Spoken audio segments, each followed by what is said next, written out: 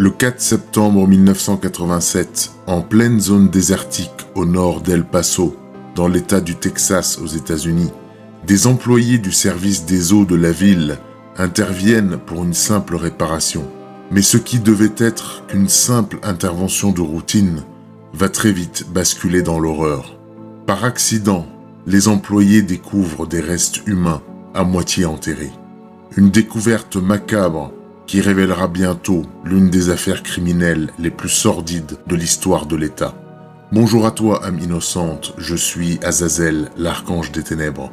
Je suis venu dans ton monde pour sonder le plus sombre de l'âme humaine. Aujourd'hui, je vais te raconter l'histoire terrifiante mais vraie du tueur en série David Leonard Wood, aussi surnommé The Desert Killer, ou le tueur du désert en français. Mais sans plus attendre, l'heure est maintenant venue de plonger avec moi dans les abîmes.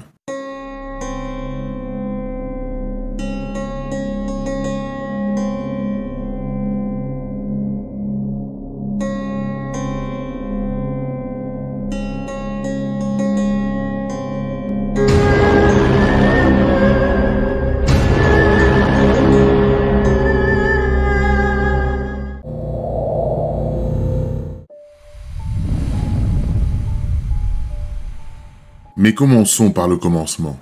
David Leonard Wood est né le 20 juin 1957 dans la ville de San Angelo, dans l'État du Texas aux États-Unis. Il est le second des 4 enfants du couple formé de Betty et Leo Wood. La famille Wood était aisée et particulièrement appréciée et respectée dans la communauté. Tout semblait tendre vers la perfection dans la famille Wood. Mais bien entendu, cela n'était pas vraiment le cas. Derrière les portes de la maison Wood se cachait une autre réalité. Commençons par Betty, sa mère. Celle-ci souffrait de sérieux troubles mentaux et avait régulièrement des accès de colère et de violence incontrôlables. De son côté, son père, Léo, répondait aux accès de colère de sa femme en la battant et bientôt en battant ses enfants. Cet environnement toxique aura bien entendu une influence désastreuse sur le développement du petit David. 3 ans après la naissance de David, la famille Wood déménage dans la ville de El Paso, au Texas, pour suivre leur père Léo, alors embauché dans la direction de la société El Paso Electric Company. Quelques années plus tard, en 1963, David intègre l'école East Point Elementary School pour débuter son parcours scolaire. À cette période, ses camarades et ses professeurs se rappelaient de lui comme d'un élève nerveux et hyperactif. Cette hyperactivité va naturellement avoir un rôle négatif sur sa concentration et sur ses résultats scolaires. À la maison, les choses allaient encore empirer au fil des années 60. En effet, en 1965, Betty, sa mère, est internée dans un hôpital psychiatrique où elle y subira un traitement par électrochoc. Après quelques mois, celle-ci va finalement sortir de l'hôpital psychiatrique avec un traitement médicamenteux. Des médicaments dont elle ne tardera pas à abuser, ce qui fera qu'empirer son état mental et les violences domestiques.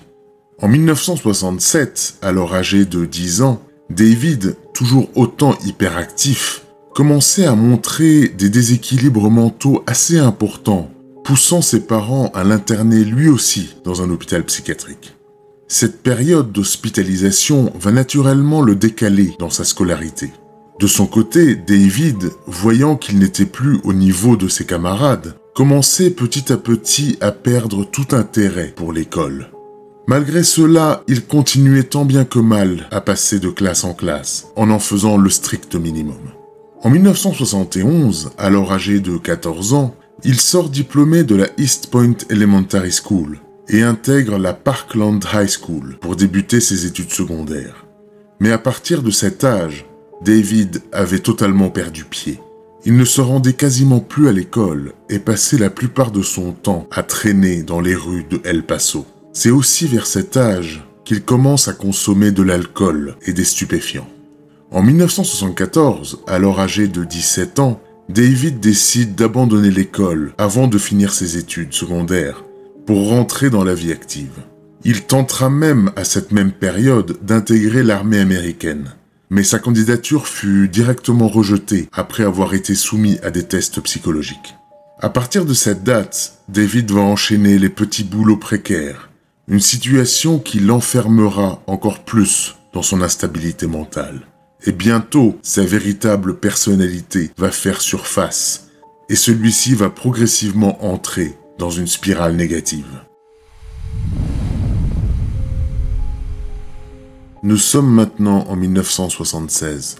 David était maintenant âgé de 19 ans, et cela faisait maintenant près de 2 ans qu'il vivotait de boulot précaire en boulot précaire, perdant de plus en plus pied avec la réalité. Et petit à petit, celui-ci va commencer à libérer la noirceur enfouie au plus profond de lui. Le 30 août 1976, David est arrêté suite à une agression envers une jeune fille de 12 ans.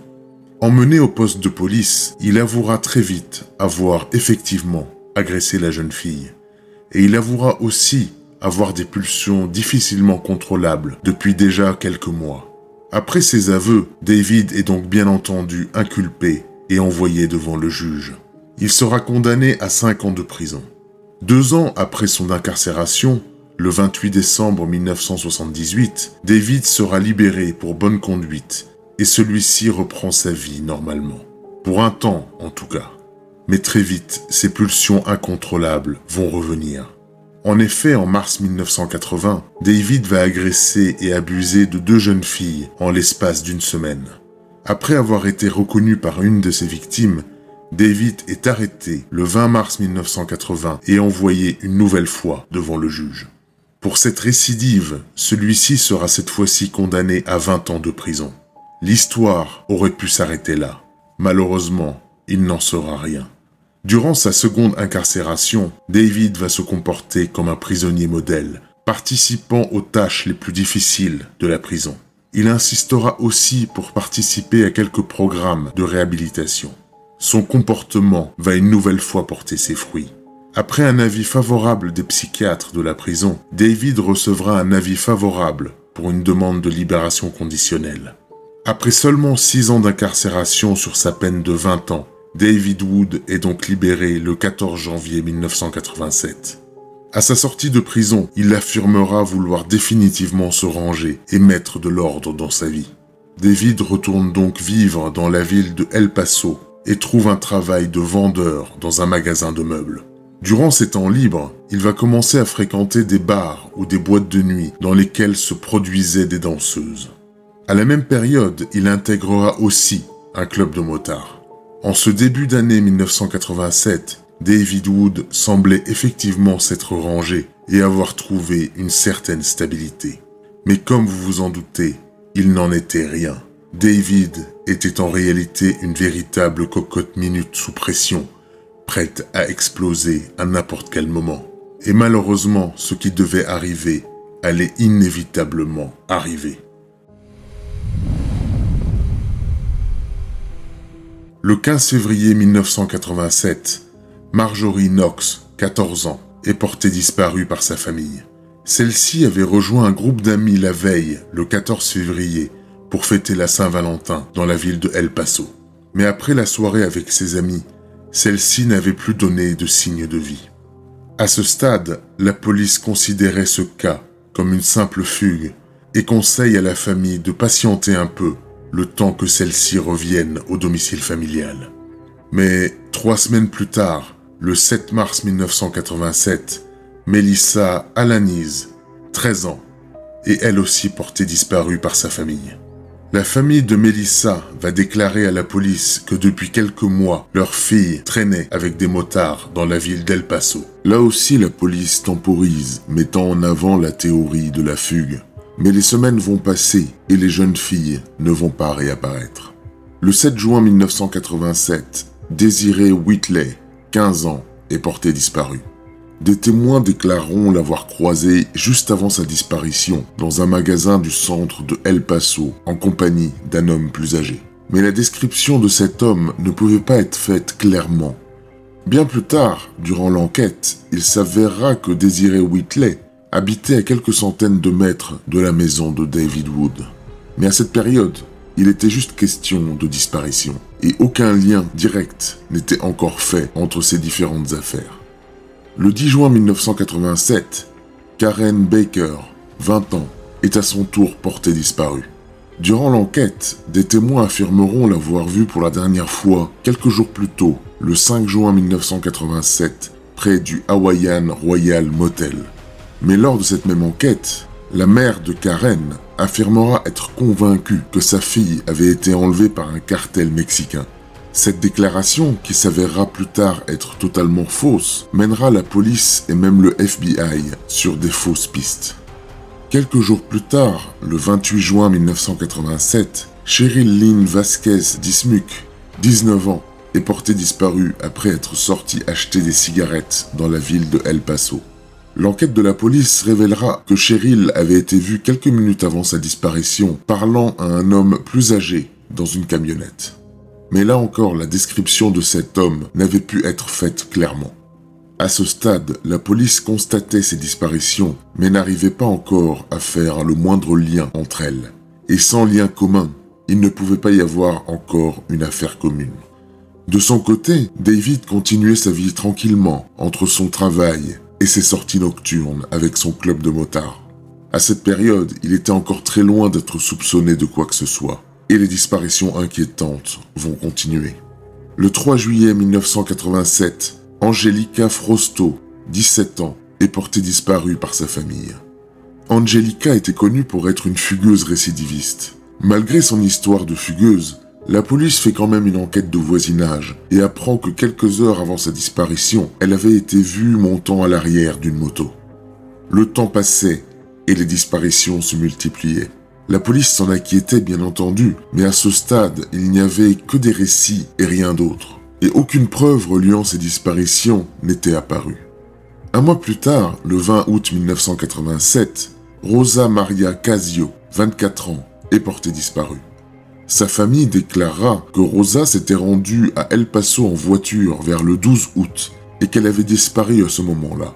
La voiture de Rosa Casio, une Ford Grand Torino de 1974, sera retrouvée quelques jours plus tard dans les rues du centre-ville de El Paso.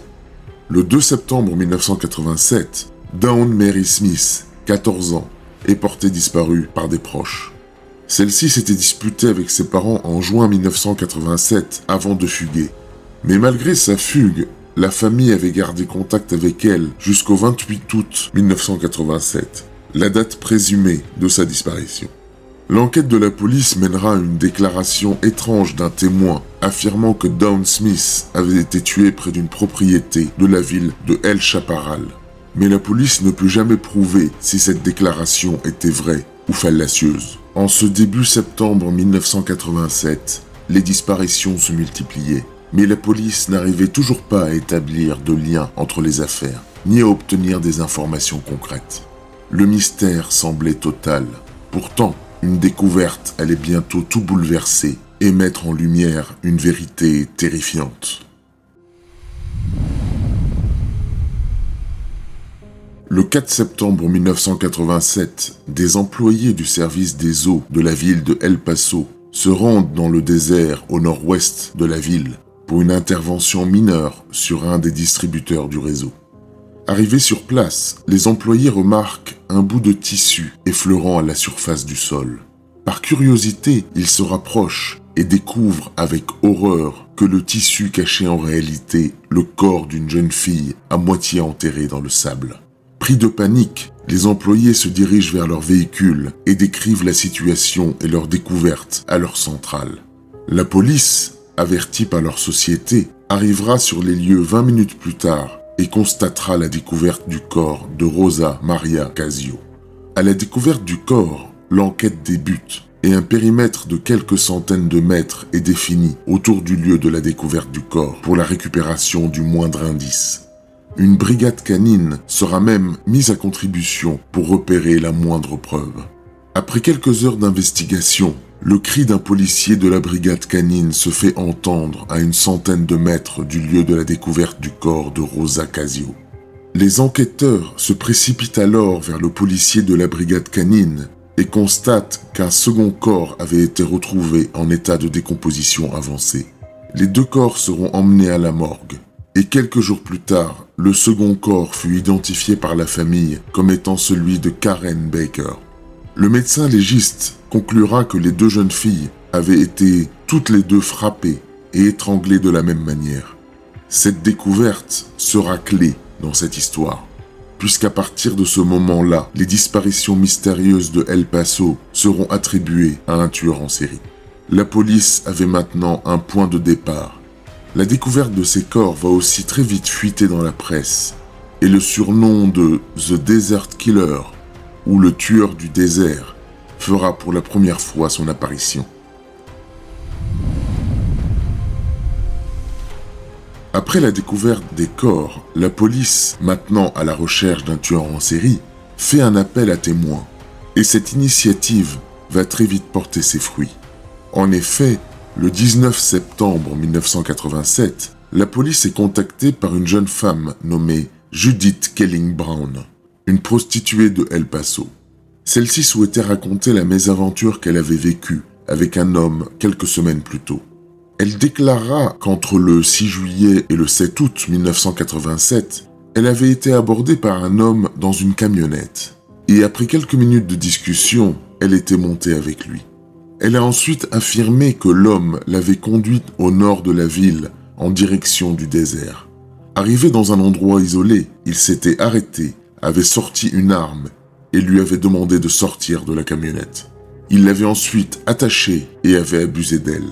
Après avoir fini, il avait levé les mains et avait commencé à l'étrangler. Mais au même moment, il avait été surpris par des promeneurs et avait pris la fuite sans tuer Judith. Après avoir entendu son témoignage, la police va présenter à Judith 5 photos d'hommes habitant dans la région ayant été condamnés par le passé pour des agressions sur des femmes. La photo de David Wood en faisait partie. Judith va regarder les 5 photos et va identifier David Wood sans aucune hésitation. La police avait maintenant un suspect potentiel, mais il n'avait aucune preuve formelle le liant directement au corps découvert. L'enquête devait donc continuer.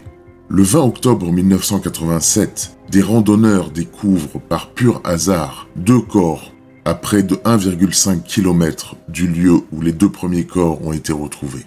Les corps seront plus tard identifiés comme étant ceux de Desiree Whitley et celui de Dawn Mary Smith.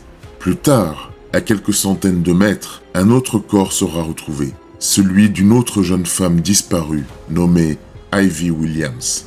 Cette découverte était cruciale pour 2 raisons. La première raison est qu'elle permettait de relier le tueur du désert avec ses 3 nouvelles victimes du fait du modus operandi.